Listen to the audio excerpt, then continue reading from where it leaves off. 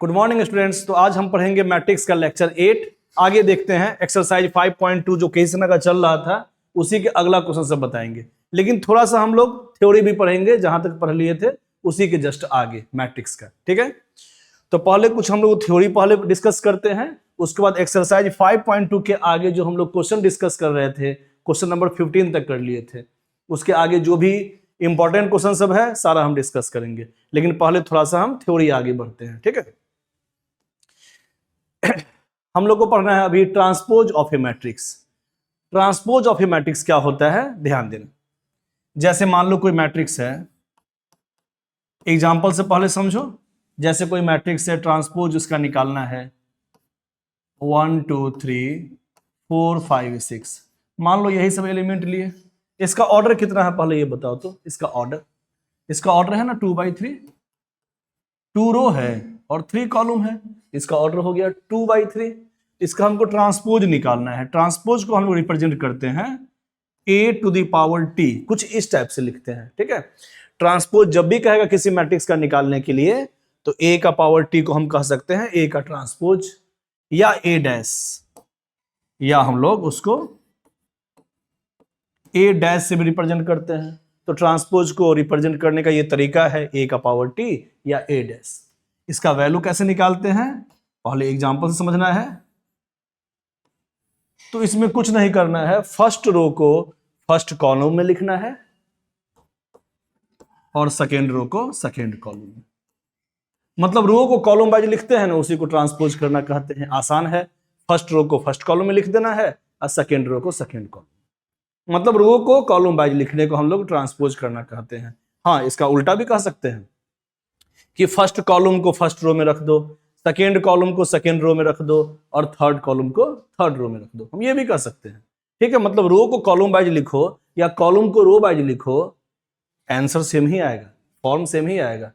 मतलब सब कुछ उल्टा हो गया। देखो ना, फर्स्ट रो यहां बन गया फर्स्ट कॉलम और सेकेंड रो बन गया यहां सेकेंड कॉलम। या हम ये भी कह सकते हैं फर्स्ट कॉलम फर्स्ट रो में लिख दो, सेकेंड कॉलम सेकेंड रो में लिख दो और थर्ड कॉलम थर्ड रो में लिख दो। ठीक है, ऑर्डर क्या हो गया, इसका ऑर्डर 2/3 था और इसका ऑर्डर हो गया 3/2। ठीक है, मतलब यहां जो भी रहेगा उसी का यहां उल्टा लिखना है। समझ में आ रहा है? हाँ, तो ये तो समझ में आ गया कि ट्रांसपोज कैसे हम लोग करते हैं। ये तो बहुत ही आसान है सर। ट्रांसपोज करने का मतलब है कि रो को कॉलम वाइज लिख देना, चाहे कॉलम को रो वाइज लिख देना। फर्स्ट कॉलम है तो फर्स्ट रो में ही लिखाएगा, और सेकेंड कॉलम है तो सेकेंड रो में ही लिखाएगा, और थर्ड कॉलम है तो थर्ड रो में ही लिखाएगा। चाहे हम ये भी कह सकते हैं कि फर्स्ट रो को फर्स्ट कॉलम में लिखेंगे और सेकेंड रो को सेकेंड कॉलम। ठीक है, तो ट्रांसपोज निकाल लिए हम लोग। अब इसमें एक चीज गौर करना, पहले इसका पोजीशन क्या था 2 का, जैसे हम पूछते हैं तुम लोग से जरा बताना, इस 2 का पोजीशन क्या था। फर्स्ट रो सेकेंड कॉलम, इसका एलिमेंट का रैंक क्या है, फर्स्ट रो में है और सेकेंड कॉलम है। 1 2 इसका रैंक है, A12 हम कह सकते हैं ना। ये फर्स्ट रो और सेकेंड कॉलम का एलिमेंट है, 1 2 इसका रैंक है। 1 2 का मतलब फर्स्ट रो, 2 का मतलब सेकेंड कॉलम। तो 1 2 चला गया ना 2 1 पे।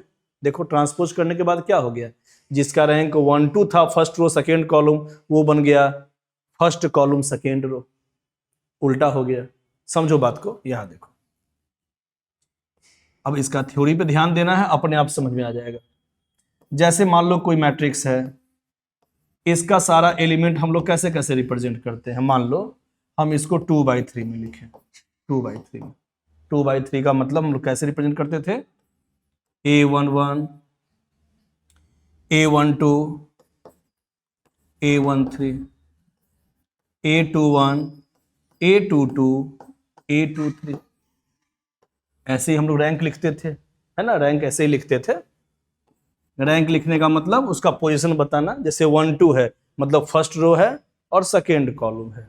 जैसे इसका रैंक 2 1 है, इसका मतलब सेकेंड रो है और फर्स्ट कॉलम है। जैसे इसका रैंक 2 3 है, इसका मतलब सेकेंड रो और थर्ड कॉलम का एलिमेंट है। अब अगर हम इसका ट्रांसपोज करेंगे, ध्यान देना, ए का अगर हम ट्रांसपोज निकालेंगे तो आई वाला फॉर्म जे पे चला जाएगा और जे वाला फॉर्म आई पे चला जाएगा। विश्वास नहीं हो रहा है, ध्यान देते रहना, समझ में आएगा। सब कुछ उल्टा होगा, आई वाला जे पे जाएगा, जे वाला आई पे जाएगा, और यहां पे भी उल्टा हो जाएगा। 2/3 है तो 3/2। थ्योरी हम लोग ऐसे ही लिखते हैं। क्यों लिखते हैं आगे कारण समझ में आएगा। अच्छा, ट्रांसपोज का मतलब हम क्या बताए थे? ट्रांसपोज का मतलब बताए थे ना, फर्स्ट रो को फर्स्ट कॉलम में लिखो, तो जो भी एलिमेंट फर्स्ट रो में है उसको फर्स्ट कॉलम में लिखो, और सेकेंड रो को सेकेंड कॉलम में लिखो।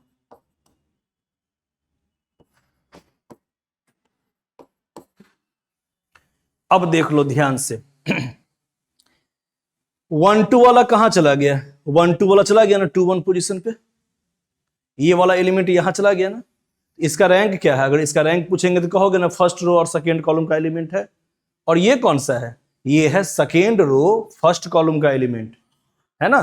तो वही एलिमेंट वहां से वहां उठ के चला गया, कहां पे? फर्स्ट रो सेकेंड कॉलम का element, first row second column का एलिमेंट सेकेंड कॉलम और फर्स्ट रो पे चला गया। इसका मतलब ए आई जे वाला एलिमेंट ए जे आई पे चला जाता है ना। ये तो इसका रैंक लिखा हुआ है, लेकिन इसमें इसका रैंक नहीं लिखा हुआ है। इसमें तो इसको एलिमेंट को हम रखे हैं, फर्स्ट रो को फर्स्ट कॉलम में और सेकेंड रो को सेकेंड कॉलम में। एक्चुअली इसका रैंक क्या है? क्या 2 1 है इसका एक्चुअल रैंक? नहीं, इसका एक्चुअल रैंक है फर्स्ट रो सेकेंड कॉलम 1 2 है, तो 1 2 पे चला गया 2 1 वाला फॉर्म। इसका रैंक कितना है? First row second row, second row first column का एलिमेंट है। देखो ध्यान से, ये सेकेंड रो है और फर्स्ट कॉलम, तो जहां पे 2 1 लिखाना चाहिए था वहां 1 2 लिखा रहा है ना। मतलब सीधा जब भी हम लोग, याद रख लो ना, सीधा जब भी हम लोग रो को कॉलम वाइज लिखेंगे उसी को हम लोग कहेंगे ट्रांसपोज करना। तो ट्रांसपोज करने में क्या होता है, रैंक 1 2 वाला एलिमेंट रैंक 2 1 पे चला जाता है, रैंक 1 3 वाला एलिमेंट रैंक 3 1 पे चला जाता है। मतलब जो भी रैंक वाला जाता है एलिमेंट वो उल्टा वाले फॉर्म पे, मतलब 1 2 वाला पोजीशन वाला 2 1 पे जाएगा, 2 3 वाला 3 2 पे जाएगा, कुछ इस टाइप से। इसलिए इसके थ्योरी के फॉर्म में हम लोग ऐसे लिखते हैं। वैसे थ्योरी ज्यादा याद नहीं भी रहे काम चल जाता है, बस इतना याद रखो ना कि रो को हम लोग कॉलम वाइज लिखते हैं, फर्स्ट रो को फर्स्ट कॉलम में और सेकेंड रो को सेकेंड कॉलम में। ऐसे ही अगर थर्ड रो होता तो थर्ड कॉलम में लिखाता। मतलब सारे डाटा को रो वाइज से कॉलम वाइज में चेंज कर देना है।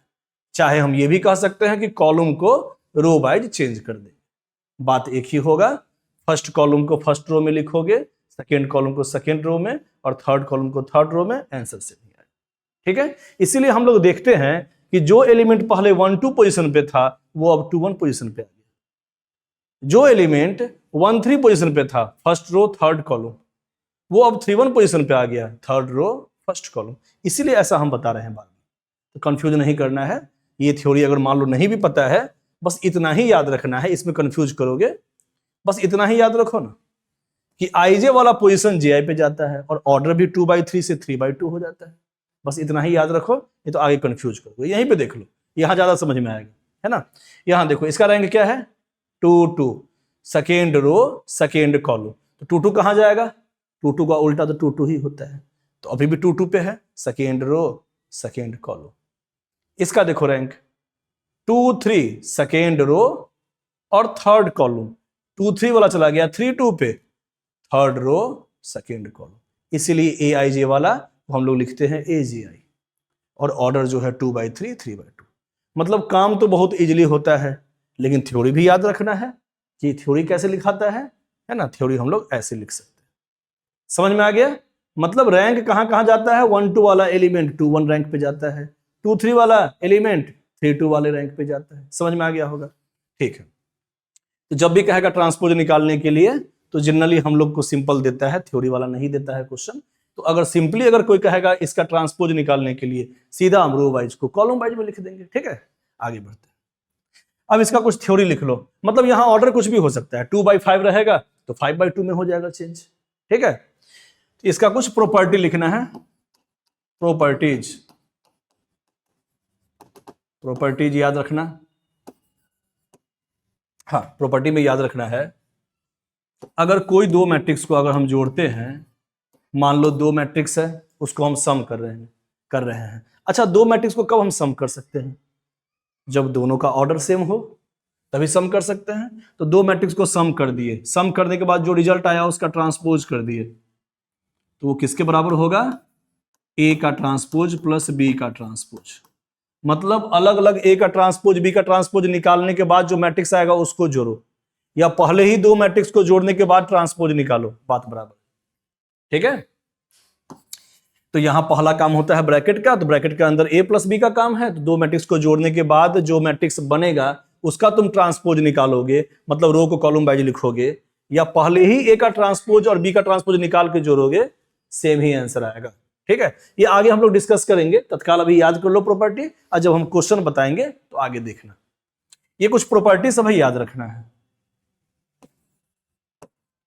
माइनस में भी यही होगा, ए माइनस बी का ट्रांसपोज इज इक्वल टू ए का ट्रांसपोज माइनस बी का ट्रांसपोज। रिजल्ट याद रखना है, आगे हम लोग यूज करेंगे तो हम लोग सीखेंगे।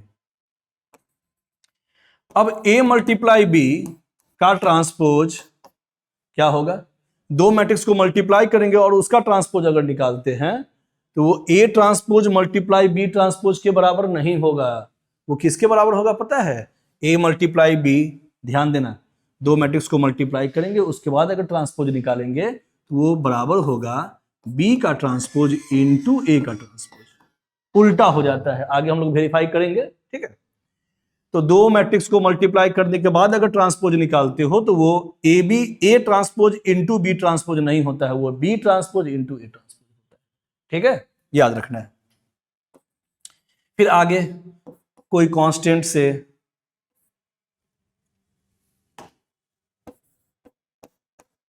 ध्यान देते रहना,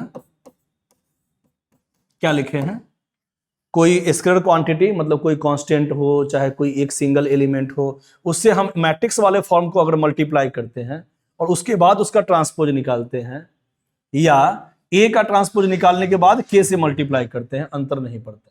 ठीक है, ये सब आगे हम बताएंगे, सबका एग्जाम्पल देंगे, तत्काल अभी देख लेना है। बस यही याद रखना है इसमें कि के मल्टीप्लाई ए, कांस्टेंट मल्टीप्लाई ए मैट्रिक्स का ट्रांसपोज किसके बराबर हो, कांस्टेंट को तुम अंदर रखो, कांस्टेंट को तुम बाहर रखो, उससे कोई फर्क नहीं पड़ेगा। मतलब पहले ए मैट्रिक्स में के से मल्टीप्लाई कर दो सारे एलिमेंट को और उसके बाद उसका ट्रांसपोज निकालो, या के को अलग कर दो और ए का ट्रांसपोज लिख दो, उसके बाद मल्टीप्लाई करो, बात बराबर है। ठीक है, तो इस टाइप से तो हम ये भी कह सकते हैं कि सर के ए प्लस बी या माइनस बी, इसका अगर ट्रांसपोज कहेगा निकालने के लिए तो आप तो बताए थे कि प्लस या माइनस में अलग अलग ट्रांसपोज करें या साथ में प्लस करने के बाद ट्रांसपोज करें, बात बराबर होता है। तो इसमें भी हम के इंटू ए, इसका अलग ट्रांसपोज, क्योंकि प्लस में अलग अलग ट्रांसपोज कर सकते हैं, तो पहला का ट्रांसपोज या माइनस में भी अलग अलग ट्रांसपोज कर सकते हैं, और बी का ट्रांसपोज, बात तो बराबर है। ठीक है, अब के है, के स्केलर क्वांटिटी है, ये मैट्रिक्स फॉर्म नहीं है, के स्केलर क्वांटिटी है, क्लास में बताए थे लास्ट क्लास में। तो के को हम बाहर निकाल सकते हैं, यहां देख लो, ट्रांसपोज प्लस या माइनस बी का ट्रांसपोज। ठीक है, इस सबको याद रखना, प्रॉपर्टी है ये सब। आगे बढ़ते हैं, तो ट्रांसपोज समझ में आ गया। ट्रांसपोज का मतलब किसी भी मैट्रिक्स के एलिमेंट को रो वाइज से कॉलम वाइज में चेंज कर देना, उसी को ट्रांसपोज करना कहते हैं, ट्रांसपोज ऑफ ए मैट्रिक्स कहते हैं। उसमें एलिमेंट में क्या होता है, जो भी एलिमेंट का रैंक होता है 1 2 पे, वो 2 1 पे जाता है। ए आई जे वाला एलिमेंट ए जे आई पे चला जाता है, रैंक उसका चेंज हो जाता है, उल्टा हो जाता है। 1 3 वाला रैंक 3 1 पे जाता है, जो फर्स्ट रो थर्ड कॉलम में है वो थर्ड रो फर्स्ट कॉलम पे जाता है। ठीक है, जो 2 3 पे है वो 3 2 पे जाता है, उल्टा काम हो जाता है। ठीक है, आगे बढ़ते हैं। सिमेट्रिक मैट्रिक्स, सिमेट्रिक मैट्रिक्स क्या होता है पहले समझो, उसके बाद हम लोग यहां देखते हैं, ध्यान देना। एग्जाम्पल पहले देखो, एग्जाम्पल सिमेट्रिक मैट्रिक्स क्या होता है, ध्यान देना। सिमेट्रिक मैट्रिक्स, मान लो कोई एक मैट्रिक्स है,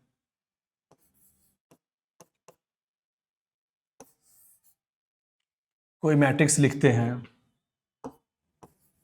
1 2 3 4 5 6, मान लो अभी इतना ही लिखना, समझा रहे हैं, ध्यान देना, 7 8 9।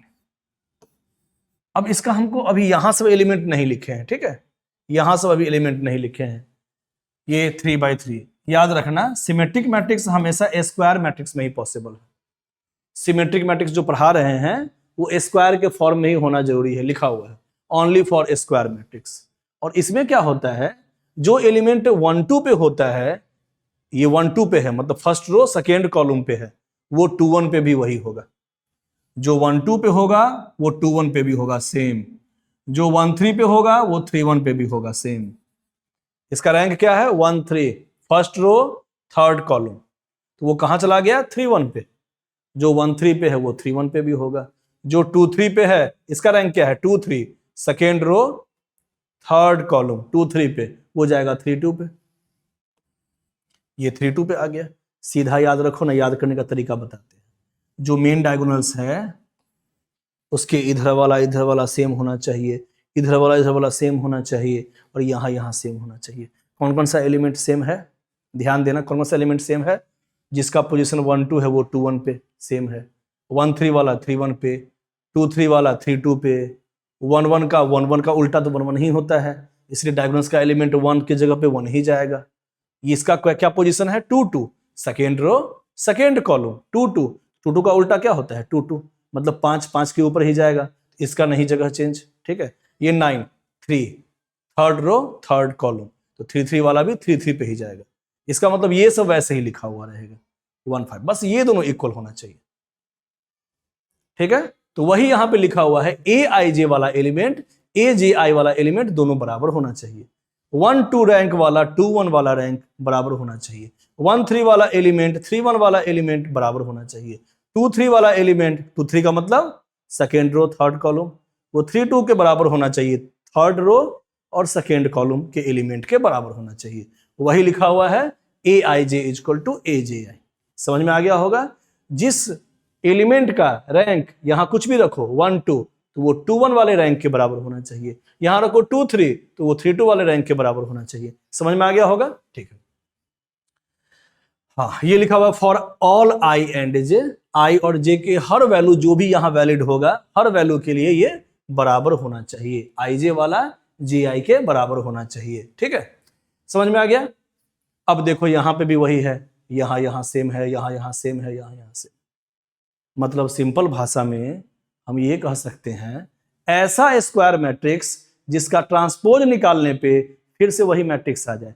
जैसे देखो यहां पे ये मैट्रिक्स है, इसका ट्रांसपोज निकालो, तो अभी ट्रांसपोज सिखलाए थे, ए का ट्रांसपोज निकालो।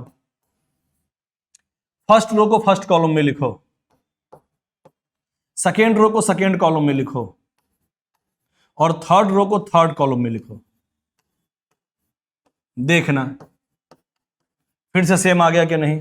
यही चीज, first row first column, second row second column, और थर्ड रो थर्ड कॉलम बराबर है कि नहीं? क्यों बराबर है?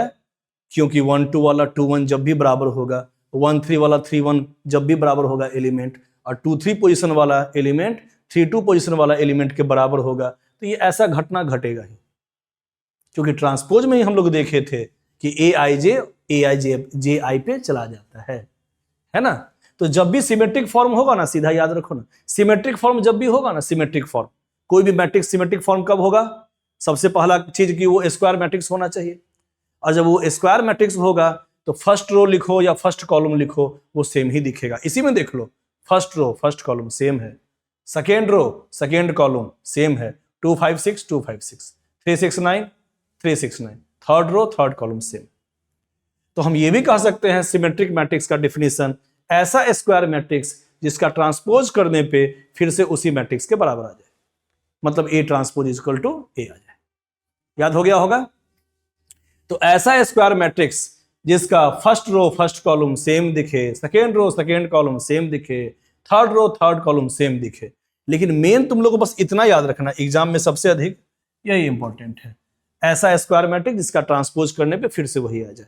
लेकिन थ्योरी भी जानना जरूरी है। थ्योरी यही कहता है कि 1 2 वाला पोजीशन वाला जो एलिमेंट है और 2 1 वाला जो पोजीशन वाला एलिमेंट है वो सेम होना चाहिए। 1 3 पोजीशन वाला एलिमेंट हो फर्स्ट रो थर्ड कॉलम 1 3, और 3 1 थर्ड रो फर्स्ट कॉलम 3 1 वाला सेम होना चाहिए। 2 3 वाला 3 2 वाला पोजीशन के सेम होना चाहिए। 1 1 का उल्टा तो 1 1 ही होता है, वो तो सेम है ही एक ही जगह पे। 2 2 सेकेंड रो सेकेंड कॉलम का उल्टा 2 2 5 वहीं पे है। ठीक है, समझ में आ गया हो? तो जब भी ए का ट्रांसपोज ए के बराबर हो, ऐसा मैट्रिक्स नहीं, ऐसा स्क्वायर मैट्रिक्स जिसका ट्रांसपोज करने पे उसी मैट्रिक्स के बराबर आ जाए, उसी को हम लोग कहते हैं सिमेट्रिक मैट्रिक्स। ठीक है, आगे बढ़ते हैं। Next point, skew symmetric matrix. SQ symmetric matrix पहले थोड़ा सा हम लोग एग्जांपल से देखेंगे, उसके बाद हम बताएंगे ये कैसे समझना है, ठीक है। जैसे एग्जांपल देखो, जैसे मान लो कोई मैट्रिक्स है 0 3 4 -3 0 -5 -4 5 0। ध्यान देना, ये भी स्क्वायर मैट्रिक्स ही होना चाहिए। सबसे पहला कंडीशन कि सिमेट्रिक मैट्रिक्स पढ़ा रहे हो या एसक्यू सिमेट्रिक मैट्रिक्स पढ़ा रहे हो, वो स्क्वायर फॉर्म में ही होना चाहिए, ठीक है। अब देखो ये सिमेट्रिक से क्या सेम टाइप का दिख रहा है, सिमेट्रिक जैसा ही दिख रहा है क्या? क्या ये सिमेट्रिक मैट्रिक्स जैसा ही दिख रहा है? हल्का सा अंतर दिख रहा होगा। जो 1 2 वाला एलिमेंट है और 2 1 वाला एलिमेंट है सेम तो है, लेकिन अपोजिट साइन है। जो 1 3 वाला एलिमेंट है और जो 3 1 पोजीशन वाला एलिमेंट है वो सेम तो है, लेकिन अपोजिट साइन के साथ है। जो 2 3 पोजीशन पे है, second row third column, 2 3 position पे, और जो 3 2 पोजीशन पे है वो सेम तो है, लेकिन अपोजिट साइन के साथ है, ठीक है। तो यहां क्या लिखा हुआ है? If A I J is equal to A J I नहीं है, माइनस ए जे आई है, माइनस का अंतर है। मतलब 1 2 वाला 2 1 का सेम तो हो, लेकिन माइनस के साथ हो, मतलब इसका उल्टा वाला साइन हो यहां पे। तो चीज वही है, डायगोनल्स के इधर वाला एलिमेंट इधर वाला एलिमेंट बराबर होना चाहिए, ये एलिमेंट हमेशा बराबर होना चाहिए, लेकिन अपोजिट साइन के साथ। मतलब मैग्नीट्यूड सेम होना चाहिए और अपोजिट साइन। यहां प्लस है तो यहां माइनस, यहां प्लस है तो यहां माइनस, और यहां माइनस है तो यहां प्लस, ठीक है। तो 1 2 वाला 2 1 पे ही होना चाहिए। इसका रैंक जैसे 1 2 है, फर्स्ट रो सेकेंड कॉलम, वो 2 1 मतलब सेकेंड रो फर्स्ट कॉलम, ठीक है। तो 1 2 वाला 2 1 पे ही है, लेकिन अपोजिट साइन के साथ। 1 3 वाला 3 1 पे ही है, लेकिन अपोजिट साइन के साथ। 2 3 वाला element second row third column, उसी को हम लोग कहते हैं 2 3 वाला एलिमेंट। 2 3 रैंक हम लोग बोलते हैं सेकेंड रो थर्ड कॉलम। 2 3 वाला एलिमेंट 3 2 वाला एलिमेंट सेम होना चाहिए, लेकिन अपोजिट साइन के साथ होना चाहिए। अब ध्यान देना, 1 1 का उल्टा क्या होता है? रैंक इसका 1 1 है, 1 1 का उल्टा 1 1 ही होता है। तो 1 1 का उल्टा 1 1 ही एलिमेंट होता है। इसका पोजीशन है 1 1 फर्स्ट रो फर्स्ट कॉलम। 1 1 का एलिमेंट 1 1 का उल्टा 1 1 के ही ऊपर होना चाहिए, लेकिन अपोजिट साइन के होना चाहिए।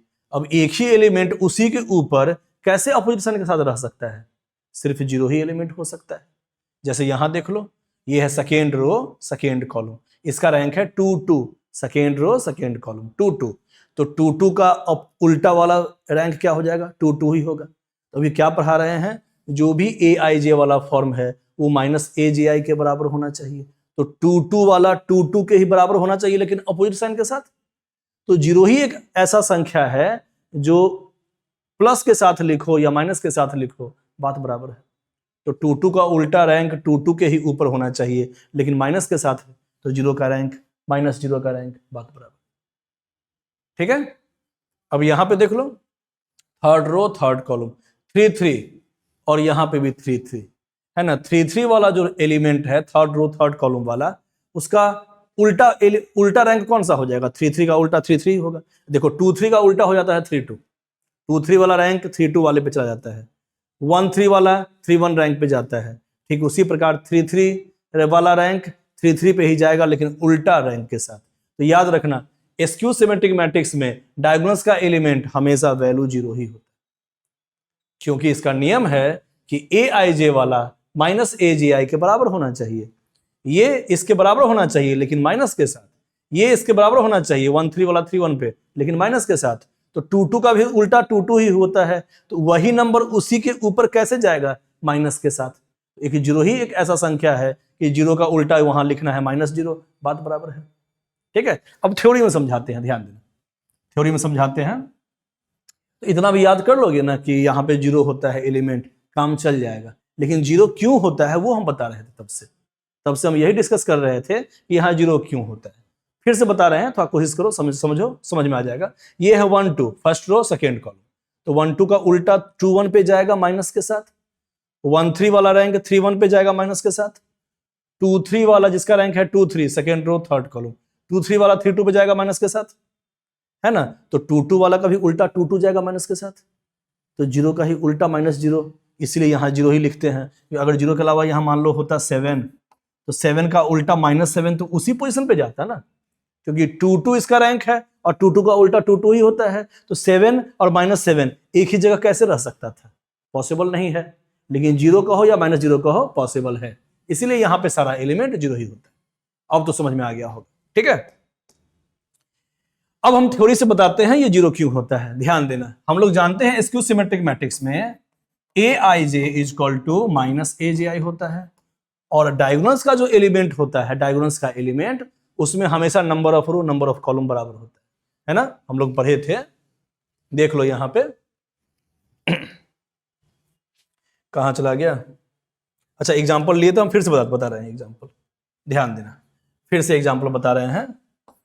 A11 A12 A13 A21 A22 A23 A31 A32 सबका रैंक लिख दिए हैं एलिमेंट का। फिर से मान लो ये कोई मैट्रिक्स फॉर्म है, तो मैट्रिक्स फॉर्म में देखो ना, डायगोनल्स का जो भी एलिमेंट होता है, ये तीनों एलिमेंट, मेन डायगोनल्स का जो भी एलिमेंट है, उसमें number of row number of column बराबर है ना।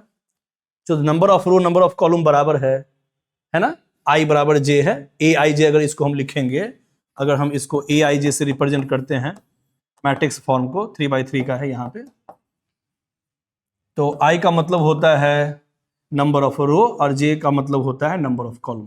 ये पहला वाला हमेशा नंबर ऑफ रो होता है और सेकंड वाला नंबर ऑफ कॉलम होता है। ये फर्स्ट रो को लेते हैं हमेशा हॉरिजॉन्टल लाइन के रिस्पेक्ट में, और कॉलम को लेते हैं वर्टिकल लाइन के रिस्पेक्ट में। 1 2 का मतलब फर्स्ट रो सेकंड कॉलम। तो 1 2 वाला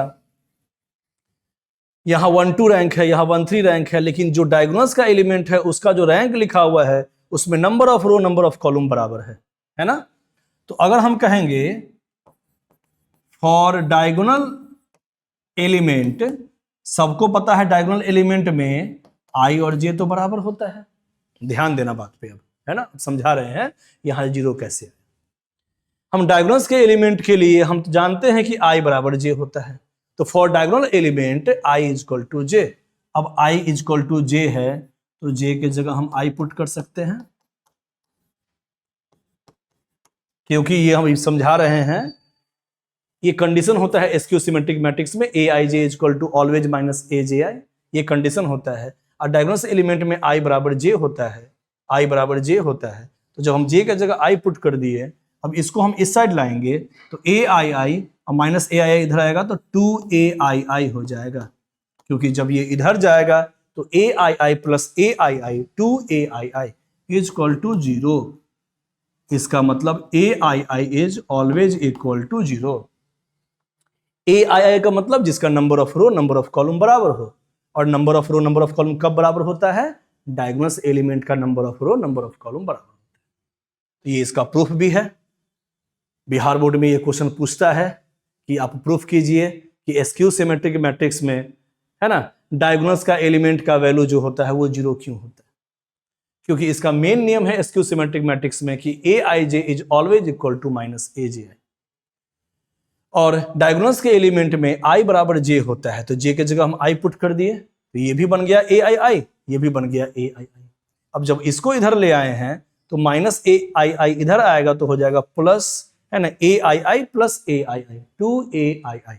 मतलब ऐसा एलिमेंट जिसमें number of row number of column बराबर हो उसका वैल्यू 0। समझ में आ गया? तो याद कर लेंगे हम लोग कि स्क्यू सिमेट्रिक मैट्रिक्स का मतलब, स्क्यू सिमेट्रिक मैट्रिक्स का मतलब जिसमें सारे एलिमेंट का वैल्यू aij और माइनस aji बराबर हो। 1 2 वाला 2 1 के बराबर होगा माइनस के साथ, 1 3 रैंक वाला 3 1 पे आएगा माइनस के साथ, है ना, 2 3 वाला 3 2 पे आएगा माइनस के साथ, तो इसमें लगाएंगे माइनस तो हो जाएगा कि नहीं प्लस, मतलब अपोजिट साइन के साथ, ठीक है। और डायगोनल्स का एलिमेंट हमेशा बराबर होगा, सॉरी, डायगोनल्स का एलिमेंट हमेशा 0 होगा, ठीक है। आगे बढ़ते हैं। तो इसमें क्या होता है कि a का ट्रांसपोज माइनस a के बराबर होता है। हम लोग पढ़े थे सिमेट्रिक मैट्रिक्स में a का ट्रांसपोज इक्वल टू a होता है, और उसमें a का transpose equal to minus a होता है। माइनस का फर्क आ गया, डिफिनेशन में सब में भी माइनस का फर्क आ गया, यहां भी माइनस का फर्क, यहां भी माइनस का फर्क, ठीक है। यहां देखो, वहां था aij equal to aji symmetric matrix में, और यहां है aij equal to minus aji skew symmetric matrix में। वहां था a transpose equal to a symmetric matrix में, और यहां स्क्यू सिमेट्रिक मैट्रिक्स में a transpose equal to minus a। करके देखते हैं, ये भी ध्यान देते हैं। इसको मिटा रहे हैं, पहले लिख लेना है अच्छे से, जो भी हम डिफाइन किए हैं फॉर डायगोनल एलिमेंट आई बराबर जे पुट कर दिए हैं इसी कंडीशन में, मेन कंडीशन में, तो अपने आप आ गया एलिमेंट का वैल्यू 0। कब एलिमेंट का वैल्यू 0? जब आई बराबर जे हो, मतलब डायगोनल्स का एलिमेंट 0। डायगोनल्स में ही i is equal to j होता है ओनली। इसके अलावा कोई भी एलिमेंट देखो उसमें number of row number of column बराबर नहीं है, बस यही है, सिर्फ डायगोनल्स में ही i is equal to j होता है एलिमेंट में। ठीक है, तो इसको लिख लेना है, इसको मिटा रहे हैं। अब ये समझाते हैं आगे वाला पॉइंट। बी हम लिख दिए, अब जरा बी का ट्रांसपोज करो तो स्क्यू सिमेट्रिक मैट्रिक्स में क्या होता है, बी है ना, ए का ट्रांसपोज इक्वल टू माइनस ए होता है, या हम ये भी कह सकते हैं बी का transpose equal to minus b होता है। ठीक है, तो पहले बी का ट्रांसपोज निकाला जाए। फर्स्ट रो को फर्स्ट कॉलम में लिखते हैं 0 3 4, फर्स्ट रो को फर्स्ट कॉलम में लिख दिए। सेकेंड रो को सेकेंड कॉलम में लिखो -3 0 -5, और थर्ड रो को थर्ड कॉलम में लिखेंगे -4 5 0। ठीक है, अब हम लोग देखेंगे कि बी का ट्रांसपोज माइनस बी के बराबर आया कि नहीं। तो बी का ट्रांसपोज ये था, चलो यहां समझाते हैं, ध्यान देना है। बी का ट्रांसपोज हम लोग निकाले हुए हैं यहां पे वैल्यू।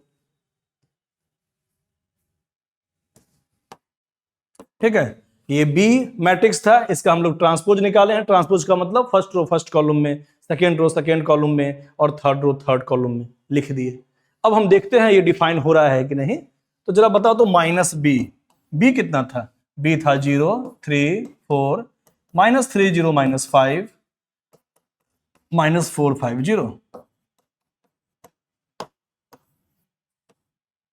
हाँ, अब ये माइनस को अंदर ले जाओ, माइनस जब भी बाहर रहता है तो -1 है, एक तरह से माइनस लिखो या -1, -1 से सब में मल्टीप्लाई करो सारे एलिमेंट में, तो ये 0 हो जाएगा, -3 -4 -+3 0 -+5 +4 -5 0। अब यहां पे जरा चेक करो तो कि बी का ट्रांसपोज जो हम लोग निकाले थे वो माइनस बी के बराबर आया कि नहीं। चेक करो, आ रहा है। तो हम लोग कंडीशन भी याद रखेंगे। देखो हम पूरा कॉन्सेप्ट से बता रहे हैं कि ऐसा क्यों होता है, 0 क्यों आ रहा था, हर एक एक पॉइंट को डिस्कस कर रहे हैं। अगर हम सीधे भी याद कर लेंगे काम चल जाएगा, अलग बात है। ठीक है, लेकिन अगर कॉन्सेप्ट समझे रहेंगे तो चैप्टर बहुत इजी लगेगा, और कुछ जब कंपटीशन वाला पढ़ाएंगे आगे तो वो भी तुम लोग को आसान ही लगेगा। इसीलिए कॉन्सेप्ट को समझने का कोशिश करो। अगर नहीं समझ में आ रहा है तो वीडियो को 2 बार 3 बार देखना है, अपने आप समझ में आने लगेगा। ठीक है, कोई भी चीज को हम जब 1-2 बार अच्छे से देखेंगे तो समझ में आने लगता है। तो यहां हम लोग देखे हैं कि इसका मेन प्रॉपर्टी है कि ए I J equal to minus A J आई होता है। जो भी 1 2 वाला है वो 2 1 पे आता है लेकिन माइनस के साथ। जो 1 3 वाला है मतलब फर्स्ट रो थर्ड कॉलम का एलिमेंट वो 3 1 पे आता है लेकिन माइनस के साथ। तो 2 2 का उल्टा 2 2 ही होता है माइनस के साथ।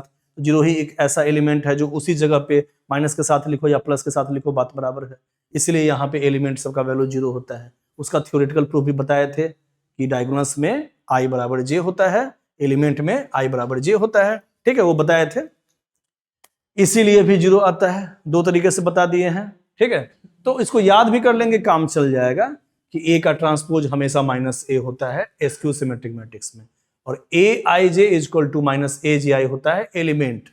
ठीक है, ए आई जे वाला ए जी आई के बराबर होता है, माइनस ए जी आई के बराबर होता है। तो यहां 2 पॉइंट हम देखे हैं, दोनों पॉइंट को याद रखना।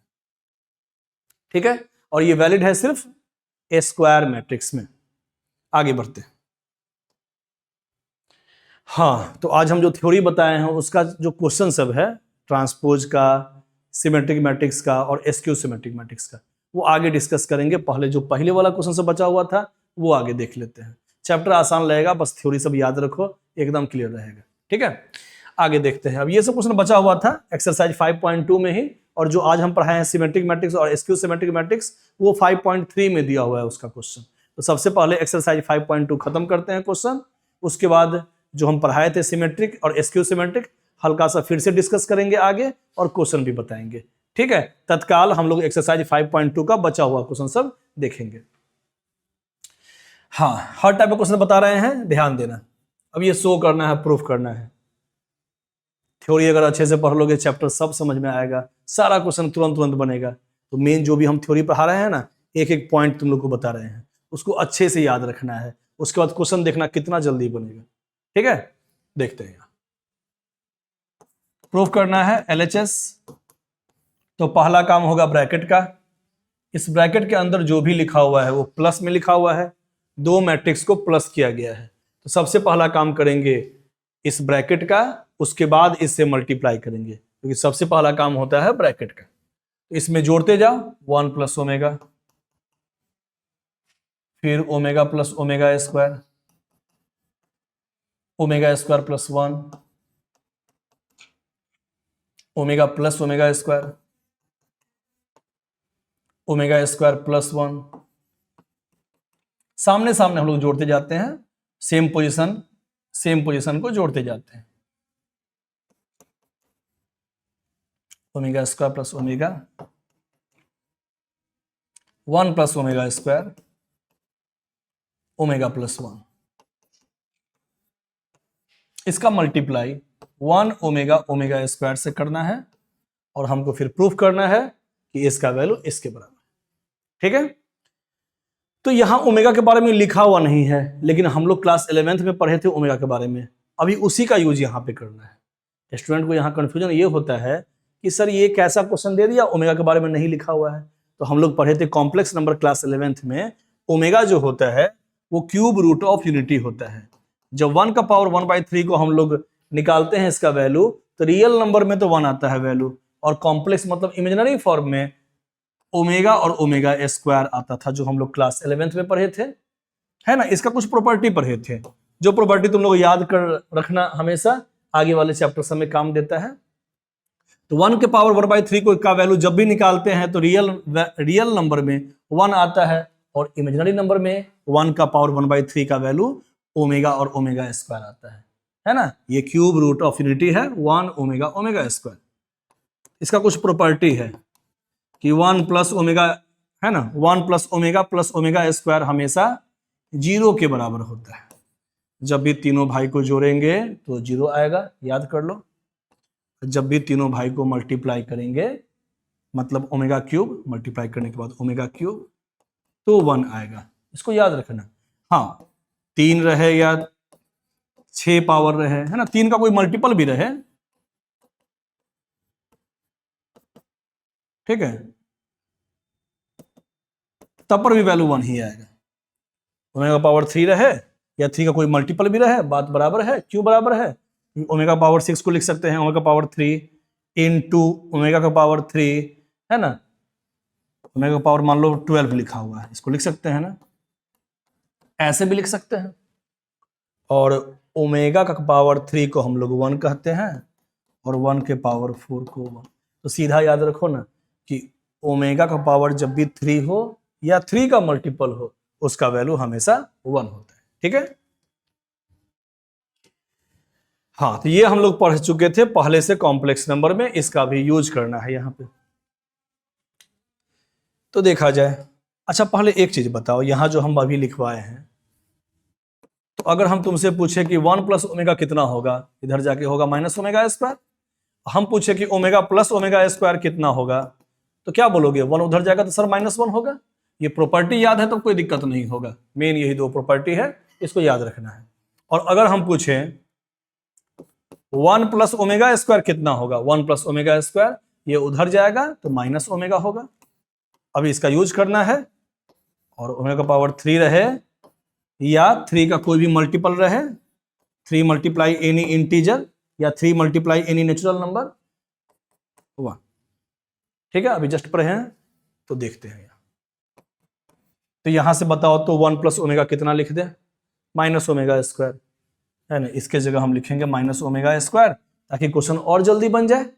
नहीं तो वैसे भी मल्टीप्लाई करेंगे तो काम चल जाएगा, लेकिन बहुत लेंदी हो जाएगा। ठीक है, तो ओमेगा प्लस ओमेगा स्क्वायर बताओ, -1। तो यहां से वैल्यू पुट करते जाओ देख देख के, तो ये हो जाएगा सर माइनस ओमेगा, ये हो जाएगा -1, ये हो जाएगा minus omega square, -1 minus omega square. सबका वैल्यू हम लोग यहां से देख देख के पुट कर दिए। हाँ, अब हम लोग कैसे करते हैं मल्टीप्लाई? फर्स्ट रो को फर्स्ट कॉलम से मल्टीप्लाई। अब इस दोनों को इस दोनों से करो, इससे इसमें मल्टीप्लाई तो माइनस ओमेगा स्क्वायर प्लस, और फिर इससे इसमें मल्टीप्लाई तो प्लस माइनस माइनस हो जाएगा, माइनस ओमेगा, फिर प्लस इससे इससे मल्टीप्लाई तो माइनस ओमेगा क्यूब। अब आगे एलिमेंट नहीं है, आगे एलिमेंट होता अगर कॉलम वाइज तो इसके आगे लिखते, लेकिन नहीं है, इसका मतलब अब सेकंड का काम शुरू हो जाएगा। क्योंकि जब भी हम लोग मल्टीप्लाई करते हैं तो फर्स्ट मैट्रिक्स का रो वाइज और सेकेंड मैट्रिक्स का कॉलम वाइज काम होता है मल्टीप्लीकेशन में, और बीच में एडिशन करते जाते हैं, है ना। लेकिन आगे कॉलम है ही नहीं, क्योंकि फर्स्ट रो से पहले सारे कॉलम में होता है और आगे लिखते जाते हैं। लेकिन यहाँ एक ही कॉलम है तो एक ही बार लिख देंगे। अब आगे इसका काम होगा, इस तीनों से इसमें करो मल्टीप्लाई, तो जब भी नीचे वाले से करेंगे तो उसके जस्ट नीचे लिखेंगे, तो इस तीनों से अब इस तीनों में करो, तो -1 × 1 -1 माइनस ओमेगा स्क्वायर, और इससे इसमें तो minus omega to the power 4। यहां भी करो -1 माइनस ओमेगा स्क्वायर और minus omega to the power 4। ठीक है। हाँ, अब यहां देखो माइनस हम कॉमन लेते हैं, तो यहां बच गया omega square plus omega cube 1 होता है, देखे थे हम लोग, ओमेगा क्यूब 1 होता है। ठीक है, यहां से भी माइनस कॉमन लेते हैं, -1 plus omega square plus omega, ये ओमेगा है, ध्यान देना, ओमेगा टू द पावर 4 को हम लिख सकते हैं omega to the power 3 into omega to the power 1, क्योंकि मल्टीप्लाई में तो पावर ऐड होता है, तो 4 को लिख सकते हैं 3 और 1 के पार्ट में, तो ओमेगा का पावर 3 तो 1 हो गया, इंटू ओमेगा, कितना आया, ओमेगा आया। ऐसे ही अगर हम पूछें ओमेगा टू द पावर 5 कितना होगा, तो क्या बोलोगे, omega to the power 3 into omega to the power 2, क्योंकि 3 + 2 5 ही आता है। जब भी बेस सेम होता है तो पावर ऐड होता है, इसका मतलब इसको हम सेपरेट भी कर सकते हैं, और ये तो 1 हो गया फिर से ओमेगा स्क्वायर, इसे तो पता है। ठीक है, तो ओमेगा टू द पावर 4 का मतलब ओमेगा, यहाँ ओमेगा पुट कर दो, ओमेगा पुट कर दिए, यहाँ पे भी माइनस कॉमन लेते हैं, 1 plus omega square plus omega, यही मैट्रिक्स फॉर्म आया। और हम लोग ये भी जानते हैं कि 1 प्लस ओमेगा स्क्वायर 0 होता है, 1 प्लस ओमेगा स्क्वायर 0, तो पुट कर दो 0, -0 0 ही होता है, यहां भी 0 और यहां भी वही चीज, सेम चीज, = RHS। ठीक है, तो मेन तो तुम्हारा ये प्रॉपर्टी है, इसको ध्यान में रखना है। आगे बढ़ते हैं, सारा वैसा ही क्वेश्चन सब है, सब इजी सब है, ध्यान देना। फर्स्ट रो से फर्स्ट कॉलम में करो, बस अब तीनों को अच्छा मल्टीप्लाई करना है ना, मल्टीप्लाई करना है, तो तीनों को मल्टीप्लाई करना है तो किस दोनों को पहले करेंगे, इस दोनों को भी कर सकते हैं या इस दोनों को भी कर सकते हैं, एसोसिएटिव लॉ फॉलो होता है मल्टीप्लिकेशन में। तो मान लो यहाँ 3 मैट्रिक्स है A B C, तो पहले A B का काम कर लो उसके बाद C का, या पहले B C का काम कर लो उसके बाद A का, बात बराबर है। और यहाँ 0 नहीं है, ये O है, O का मतलब 0 मैट्रिक्स है ना, तो हमको प्रूफ करना है कि ये 0 मैट्रिक्स के बराबर होगा। 0 मैट्रिक्स का मतलब सारा एलिमेंट 0 होना चाहिए। देखते हैं, सॉरी हमको प्रूफ नहीं करना है, यहाँ x का वैल्यू निकालना है। ठीक है, हम लोग कंपेयर करेंगे उससे, उसके बाद क्वेश्चन बनाएंगे। सबसे पहला काम मल्टीप्लाई करो। ठीक है, कैसे मल्टीप्लाई करते हैं, फर्स्ट रो को फर्स्ट कॉलम में, x × 1 x, इससे इसमें -2, ठीक है, इससे इसमें करते हैं मल्टीप्लाई, फिर प्लस का साइन, फिर इससे इसमें करते हैं, तो प्लस माइनस तो माइनस हो जाएगा, -2। अब इस दोनों से इस दोनों में करो, x × 0 0, और इससे इसमें करेंगे तो -3। ठीक है, कर दिए। अब आगे लिखा हुआ है x3,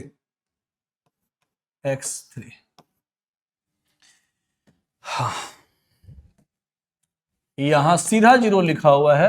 अब 0 को हम 0 मैट्रिक्स भी कह सकते हैं, है ना, ओ वैसे पढ़ते हैं हम लोग मैट्रिक्स फॉर्म को, ध्यान देना। अब यहाँ पे 2 एलिमेंट है रो वाइज, और यहाँ 2 एलिमेंट है कॉलम वाइज, तो सीधा इस दोनों से इस दोनों में मल्टीप्लाई करेंगे, फर्स्ट को फर्स्ट से और सेकेंड को सेकेंड से, तो कितना हो जाएगा, इससे इसमें मल्टीप्लाई करेंगे, x × x - 2, फिर बीच में प्लस का साइन, फिर इससे इससे मल्टीप्लाई करेंगे। कर दिए। इसका मतलब इसका ऑर्डर तो 1 ही आया है ना, क्योंकि ये मैट्रिक्स फॉर्म है।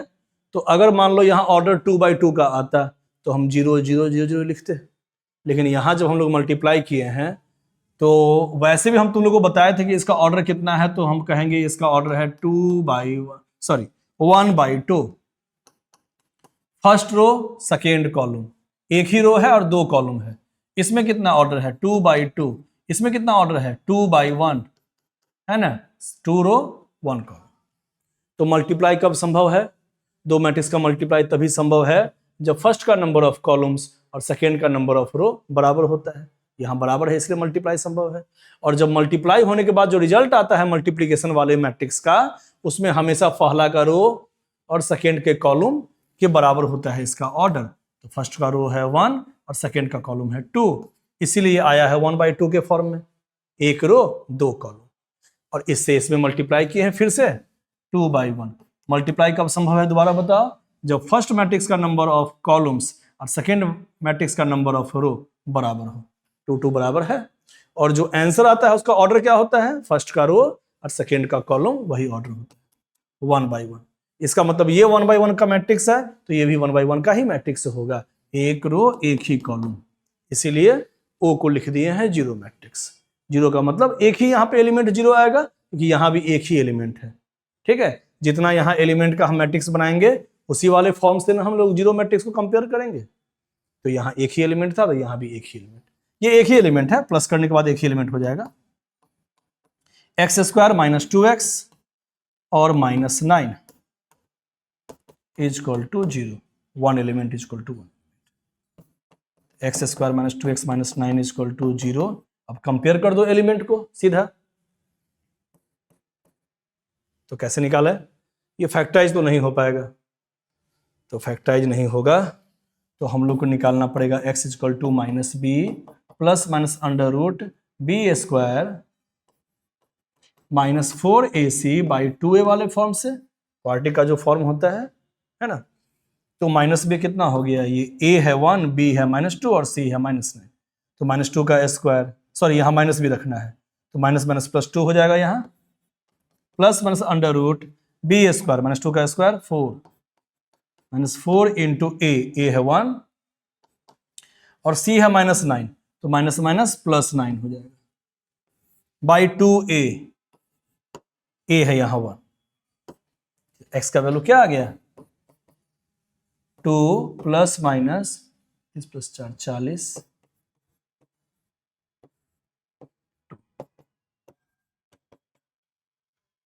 ठीक है, ये कितना आया 4 × 10, 4 को बाहर निकालेंगे तो 2। ठीक है, 2 कॉमन लोगे तो x का वैल्यू आ जाएगा, x इज इक्वल टू 2 हम कॉमन ले लिए ऊपर से, तो 1 ± √10, तो x का वैल्यू आ गया 1 ± आगे बढ़ा जाए। ठीक है, फिर से वही सब काम करना है, बेकार काम सब, मतलब बहुत इजी क्वेश्चन सब है, बेकार नहीं है, बहुत इजी क्वेश्चन सब है। ये सब जनरली है ना सीबीएसई में 2-2 नंबर में आता है, 2 मार्क्स के क्वेश्चन में आता है, सब इजी है। सीधा मल्टीप्लाई करो, कंपेयर करो, बस मल्टीप्लाई करने आना चाहिए। तो मल्टीप्लाई हम पहले ही पढ़ा दिए हैं कैसे करते हैं, बस अभी क्वेश्चन डिस्कस कर रहे हैं। थ्योरी में अगर दिक्कत हो तो एक बार दोबारा देखना है कि जब मैट्रिक्स हम सिखलाए थे, मैट्रिक्स में मल्टीप्लीकेशन, वो वाला वीडियो देखना है। ठीक है, तो अब इसके जस्ट एक पहले और 2 पहले दोनों वीडियो देख लोगे तो मल्टीप्लीकेशन बढ़िया से समझ में आ जाएगा। ठीक है, पहले वाला वीडियो देख लो अच्छे से, तब मल्टीप्लाई करने समझ में आ जाएगा। अभी तो हम सीधा मल्टीप्लाई कर रहे हैं, उसमें नियम भी बताए थे कि 2 मैट्रिक्स को तभी मल्टीप्लाई कर सकते हैं जब फर्स्ट का नंबर ऑफ कॉलम सेकेंड का नंबर ऑफ रो के बराबर होता है, क्योंकि फर्स्ट का रो वाइज और सेकेंड का कॉलम वाइज हम लोग मल्टीप्लाई करते हैं, और जो ऑर्डर आता है वो फर्स्ट का रो और सेकेंड के कॉलम के बराबर आता है आंसर का। वही ना अभी डिस्कस कर रहे थे, बता रहे थे बार बार। तो सबसे पहले वाला वीडियो देखोगे सब समझ में आएगा। ठीक है, अब चलो मल्टीप्लाई करो फिर से, फर्स्ट रो से फर्स्ट कॉलम में, तो 4a + 2b। ठीक है, आगे कॉलम नहीं है, इसका मतलब मल्टीप्लाई खत्म। आगे वाला कॉलम में रहता तो इसके आगे लिखते, लेकिन अब नीचे वाला है तो जस्ट इसके नीचे लिखना पड़ेगा, इससे इसमें करेंगे। तो 3a माइनस बी। कंपेयर कर दो सीधा, first element is equal to first, second element is equal to second. तो 4a plus 2b is equal to -4 दिया हुआ है और 3a minus b is equal to 2 दिया हुआ है। ठीक है, सीधा हम लोग यहीं पे बना लेते हैं, इसमें 2 से मल्टीप्लाई करके प्लस कर देंगे तो ये 2b, और जब 2 अंदर जाएगा तो ये -2b हो जाएगा, तो plus 2b minus 2b cut जाएगा, और यहाँ 4a और ये 3a है लेकिन 2 से मल्टीप्लाई है सब में, तो ये हो गया 6a -4, ये 2 मल्टीप्लाई 2 प्लस 4, प्लस का काम किए हैं सब में, है ना। तो ये हो गया 10a is equal to 0, 10a is equal to 0, तो a इज इक्वल टू 0 हो गया, और b हम किसी से भी निकाल लेंगे, इससे ही निकाल लेते हैं। चलो 3a minus b is equal to 2, a बराबर 0 है तो minus b is equal to 2 हो गया, तो b इज इक्वल टू -2। ठीक है, तो a इज इक्वल टू 0 और b is equal to -2 answer. आगे बढ़ते हैं, नेक्स्ट क्वेश्चन। फिर से वही सब काम करना है, x का वैल्यू निकालना है, खुद से बना के देखना पहले, इसका आंसर हम यहां लिख देते हैं, क्वेश्चन बन जाएगा, दिक्कत नहीं होना चाहिए। लेकिन चलो तुम लोगों को मन है तो बना देते हैं। हाँ देख लो, सब वैसा ही क्वेश्चन है, एक ही टाइप का क्वेश्चन है। करो फिर से मल्टीप्लीकेशन, फर्स्ट रो से फर्स्ट कॉलम में, तो हो जाएगा 1 प्लस 2x प्लस 15, फिर फर्स्ट रो से सेकेंड कॉलम में, तो 1 इंटू 3 3 प्लस 5x प्लस 3। अब इससे इसमें करेंगे तो 1 into 2 2 plus x plus 2 1 2x। बाद में जीरो मैट्रिक्स को हम लोग फॉर्म पे लिखेंगे, है ना, कितना ऑर्डर का है वो बाद में देखेंगे, तत्काल अभी 0 ही लिख रहे हैं, है ना, जीरो मैट्रिक्स को O से रिप्रेजेंट कर रहे हैं तत्काल। ठीक है, तो यहां तो मल्टीप्लाई हो गया, देख लो, इस तीनों से इस तीनों में किए हैं, अब प्लस का काम कर दिए हैं बीच में, फिर इस तीनों से इस तीनों में मल्टीप्लाई किए हैं, बीच में प्लस करते गए हैं, फिर इस तीनों से इस तीनों में मल्टीप्लाई किए हैं और बीच में प्लस का काम करते गए। अब ये लिख दिए इज इक्वल टू 0, तो बढ़िया से लिख लो, 15 plus 1 16 plus 2x, 6 plus 5x और 4 plus x, 1 2x, zero matrix. तो first row first column sir, तो यहां एक ही बार में हो जाएगा क्योंकि यहां एक ही रो है, एक ही कॉलम है, अब बीच में प्लस का साइन होता है, वो करेंगे तो एक ही एलिमेंट कहलाएगा।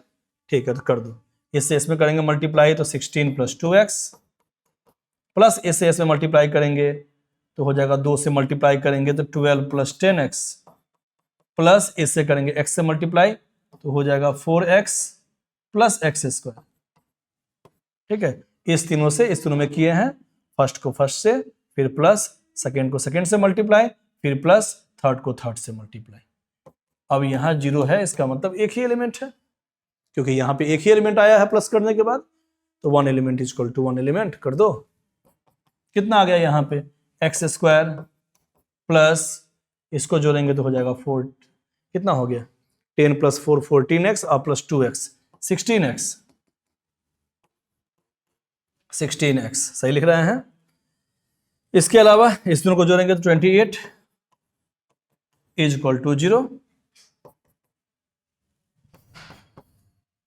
हाँ, x square plus 14x plus 2x plus 28 is equal to 0। x common लेंगे तो x प्लस 14 प्लस यहाँ 2 कॉमन ले लिए तो x plus 14 is equal to 0। x plus 14 दोनों में से कॉमन लिए तो बच गया x plus 2 is equal to 0। इसका मतलब x इज इक्वल टू -14 और x plus 2 is equal to 0 करेंगे तो x इज इक्वल टू -2, यही x का आंसर हो जाएगा। ठीक है, तो आगे वाला क्वेश्चन सभी वैसा ही है, वो हम डिस्कस करेंगे अगले दिन। कोई डाउट होगा, कुछ उस टाइप का क्वेश्चन होगा, फिर अगले वीडियो में हम वो सब डिस्कस करेंगे। आज के लिए इतना ही, ओके, थैंक यू।